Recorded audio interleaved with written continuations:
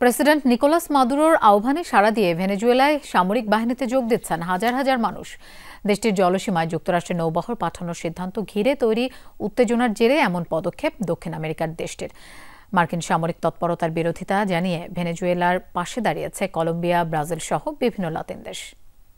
নতুন ব্লেন্ডে আরো rich অ্যারোমায় salon family blend টে।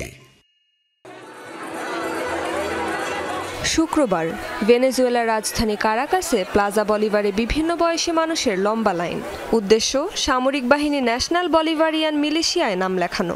এদের মধ্যে আছেন সরকারি কর্মচারী সহ নানা শ্রেণী পেশার মানুষ। বিদেশি হস্তক্ষেপ ঠেকিয়ে দেশের সার্বভৌমত্ব রক্ষার মিশনে নামতে চান তারা। গত সপ্তাহে লাতিন জলসীমায় মার্কিন যুদ্ধজাহাজ মোতায়েনের পদক্ষেপ ঘিরে তৈরি হয় উত্তেজনা। বিদেশিদের ঠেকাতে জনগণকে এগিয়ে আসার আহ্বান জানান ভেনেজুয়েলার প্রেসিডেন্ট নিকোলাস মাদুরো। আর সেই ডাকে সাড়া দিয়েই এগিয়ে আসছেন হাজার হাজার মানুষ।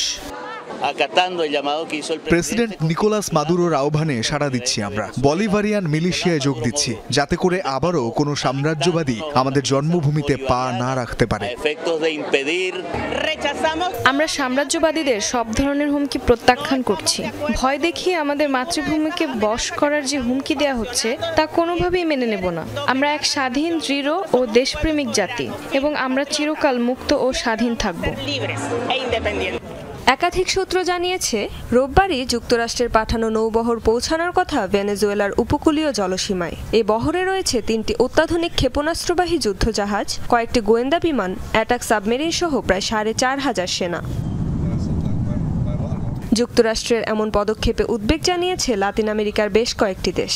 এক বিবৃতিতে মার্কিন সামরিক কার্যক্রমের কঠোর বিরোধিতা করেছে দক্ষিণ আমেরিকার রাজনৈতিক ও অর্থনৈতিক জোট ALBA-TCP।